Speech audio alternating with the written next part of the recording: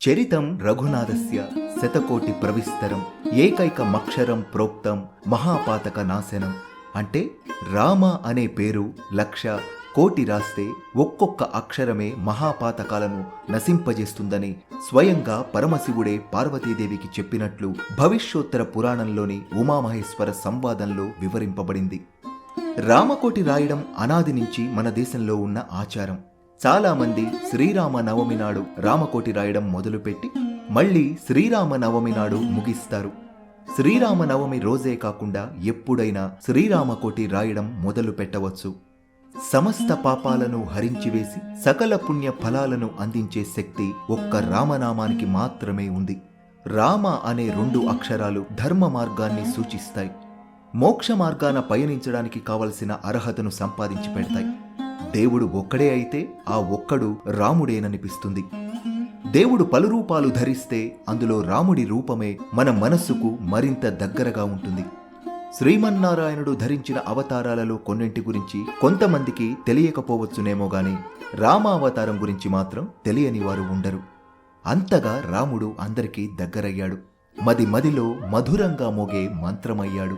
అలాంటి రాముడి అనుగ్రహం కోసం పూర్వం రామకోటి రాసేవారు. ఇలా రాసినవి ఆయా దేవాలయాలలోని రామకోటి స్తంభాల్లో నిక్షిప్తం చేసేవారు. జీవితమనే ప్రయాణంలో పెరిగిన వేగం వలన ఇప్పుడు రామకోటి రాసేవారి సంఖ్య తగ్గిందే గాని పూర్తిగా కనుమరుగు కాలేదు.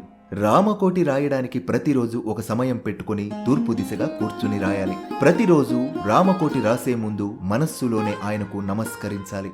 అనుకున్నన్నిసార్లు రామకోటిని రాసి పూర్తి చేశాక శ్రీరామ శరణం మమ అనే అష్టాక్షరీ మంత్రంతో ఉద్యాపన చెప్పుకోవాలి.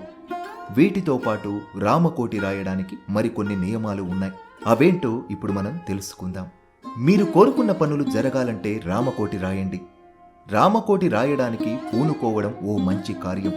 అయితే రామకోటి రాయడానికి కొన్ని నియమాలు పాటించాలని పండితులు అంటున్నారు. అలాగే రామకోటిని గ్రీన్ ఇంకులో రాయడం సత్ఫలితాలను ఇస్తుంది. ఎందుకంటే సీతారాములు మెచ్చిన చిలుక యొక్క రంగు కాబట్టి.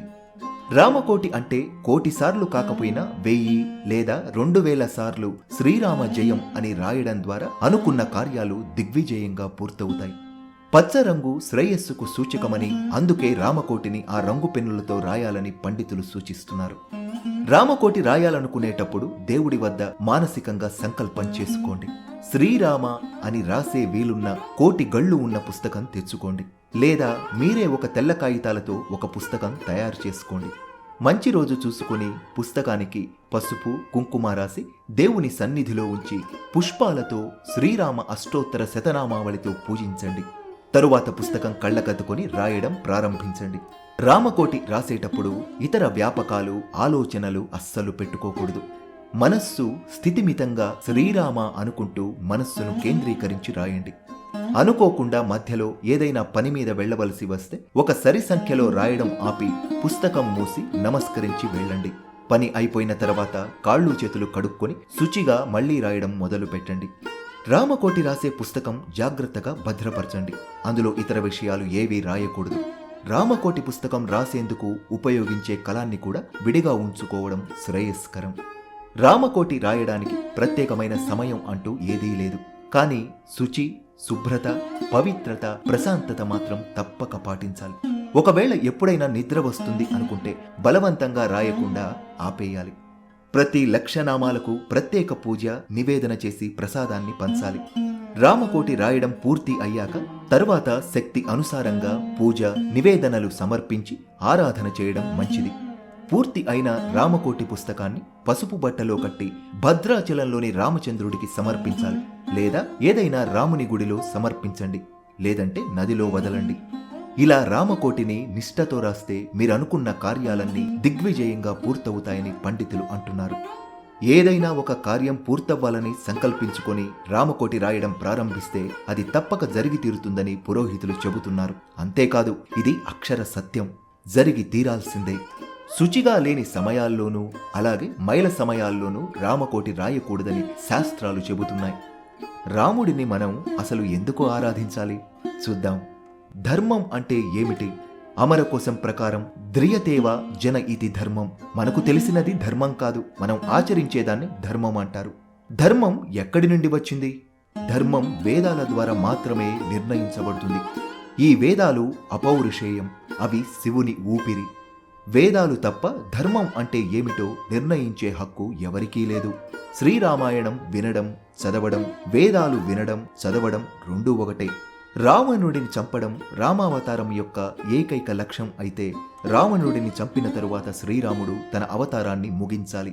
కానీ రాముడు 11,000 సంవత్సరాలు భూమిపై ఉండి భార్యను కలిగి 2 పిల్లలకు జన్మనిచ్చాడు. ధర్మాన్ని అనుసరించి మనిషి జీవితాన్ని ఎలా గడపవచ్చో చూపించాడు. సీతారాముల కంటే ఆదర్శ దంపతులు ఈ విశ్వంలో లేరు. భార్య, తండ్రి, తల్లి, కుటుంబ సభ్యులను ఎలా ప్రేమించాలో రాముడు చూపించాడు. రాముడు ఒక రాజ్యాన్ని ఎలా పరిపాలించాలో చూపించాడు. కష్ట సమయాల్లో జీవితాన్ని ఎలా గడపాలో రాముడు చూపించాడు. శ్రీరామ పట్టాభిషేకం, కళ్యాణం చేయడం అంటే ఈ భూమి మొత్తాన్ని ఆయనకు అప్పగించడం. తాను దేవుడని రాముడు ఎప్పుడూ అంగీకరించలేదు. రాముడు మనిషిగా పుట్టి తన జీవితాంతం మనిషిగా మాత్రమే జీవించాడు. ధర్మాన్ని అనుసరించే వారికి చెట్లు, జంతువులు, దేవతలు, మొత్తం ప్రకృతి కూడా వారికి సహాయం చేస్తాయి. ఒకప్పుడు పార్వతీదేవి ఈ ప్రశ్నను శివుడిని వేసింది. విష్ణు సహస్రనామం చాలా సులభంగా చదివిన ప్రయోజనం ప్రజలకు ఎలా లభిస్తుంది? అప్పుడు శివుడు వెంటనే ఇలా సమాధానమిచ్చాడు. ఈ క్రింది శ్లోకం ద్వారా లభిస్తుంది అని. శ్రీరామ రామ రామేతి రమే రామే మనోరమే సహస్రనామ తత్తుల్యం రామనామ వరాననే అని. అక్షరాలను సంఖ్యలుగా మార్చినట్లయితే అప్పుడు రా అనే అక్షరం 2వ సంఖ్యను, మా అనే అక్షరం 5వ సంఖ్యను సూచిస్తుంది. రామ రామ రామ 2 × 5 2 × 5 2 × 5. ఈ మొత్తం 1000కి సమానం, అంటే 1 సహస్రం అని. శ్రీరామాయణం ఎలా పుట్టింది? ఎవరు గుణవంతుడు? ఎవరు గొప్ప పరాక్రమం కలిగినవాడు? ఎవరు ధర్మము తెలిసినవాడు? ఎవరు గుణవంతుడు? ఎవరు గొప్ప పరాక్రమం కలిగినవాడు? ఎవరు ధర్మం తెలిసినవాడు? ఎవరు కృతజ్ఞుడు? ఎవరు సత్యమైన వాక్కులు మాత్రమే కలవాడు? ఎవరి సంకల్పము అత్యంత దృఢమైనది? ఎవరు మంచి నడవడి కలవాడు? ఎవరు అన్ని ప్రాణులకు హితము కూర్చేవాడు? ఎవరు విద్వాంసుడు? ఎవరు ఎంతటి కార్యాన్నైనా సాధించేవాడు? ఎవరు చూసేవారికి ఎల్లప్పుడూ సంతోషం కలిగించేవాడు? ఎవరు ధైర్యము కలవాడు? ఎవరు కోపమును జయించినవాడు? ఎవరు కోపించినప్పుడు దేవతలు సైతం గజగజ వణుకుతారు? ఎవరు అసూయలేనివాడు? ఎవరు కాంతి కలవాడు? ఇన్ని లక్షణాలు ఒకే మనిషిలో ఉండి ఆ మనిషి భూమి మీద ఎప్పుడైనా నడయాడినాడా? అసలు అలాంటివాడు ఒకడు ఉండడం సాధ్యమయ్యే పనేనా? అలాంటివాడినెవరైనా బ్రహ్మగారు సృష్టించారా? ఇలా వాల్మీకి మహర్షి నారద మునిని అడిగారు. పై ప్రశ్నలకు సమాధానం శ్రీరామాయణం యొక్క మూలం. రామో విగ్రహవాన్ ధర్మః. రాముడు అంటే ధర్మం. రాముడు అంటే ధర్మం యొక్క మానవ రూపం. శ్రీరామాయణం నుండి సమాజంలో ప్రస్తుత సమస్యలకు పరిష్కారాలు. ఎటువంటి నియమ నిబంధనలను పాటించకుండా కొంతమంది సంతోషంగా జీవిస్తున్నట్లు మనం చూస్తాం. అవినీతికి గురైన, చట్టవిరుద్ధంగా డబ్బు సంపాదించేవారు, చెడు అలవాట్లు ఉన్నవారు చాలా ఆనందిస్తున్నారు. ధర్మంగా సంపాదించే ప్రజలు పేదరికంలో జీవిస్తున్నారు, ఇబ్బందులను ఎదుర్కొంటున్నారు. ఈ ధర్మాన్ని ఆచరించడం వల్ల ఉపయోగం ఏమిటి? ధర్మాన్ని ఆచరించడం వ్యవసాయం సాగు చేయడం లాంటిది. విత్తనాలు నాటేవాడు చివరకు పంటను ఖచ్చితంగా పొందుతాడు. కానీ అధర్మం ఇంటికి చిన్న అగ్నిని పట్టుకోవడం లాంటిది. ఇది చిన్న అగ్ని అని మనం విస్మరిస్తే అది మొత్తం ఇంటిని కాల్చి బూడిద చేస్తుంది. మనం ధర్మాన్ని పాటిస్తే ధర్మం మనల్ని రక్షిస్తుంది. కొన్ని కోట్ల కోట్ల కోట్ల జన్మల తరువాత మానవ పుట్టుక అనేది మనకు బహుమతిగా లభిస్తుంది. ఇందులో భారతదేశంలో జన్మించడం ఇంకా కష్టం. ఇందులో సనాతన ధర్మంలో జన్మించడం ఇంకా కష్టం. ఇందులో అన్ని అవయవాలతో పుట్టడం ఇంకా కష్టం. ఇందులో రామనామం చెప్పడం ఇంకా కష్టం. ఇందులో మానవ విలువలను కలిగి ఉన్న మంచి కుటుంబంలో జన్మించడం చాలా కష్టం. ఇందులో పరోపకార విలువలతో మంచి తల్లిదండ్రులను కలిగి ఉండడం ఇంకా కష్టం. ఇందులో భక్తి ఆలోచన కలిగి ఉండడం ఇంకా కష్టం. ఇందులో శ్రీరామాయణం వినడం, రాముడి గురించి తెలుసుకోవడం ఇంకా ఇంకా కష్టం. వశిష్ఠ మహర్షి శ్రీరామ అనే పేరును ఉంచడానికి దశరథ మహారాజు ఇక్ష్వాకరాజ్యంలో 1000 సంవత్సరాలు గడిపారు. రాముడి గురించి ఎవరికి తెలుసు? శివుడికి, సీతమ్మకు, హనుమకు, ఈ ముగ్గురికి మాత్రమే రాముడు గురించి పూర్తిగా తెలుసు.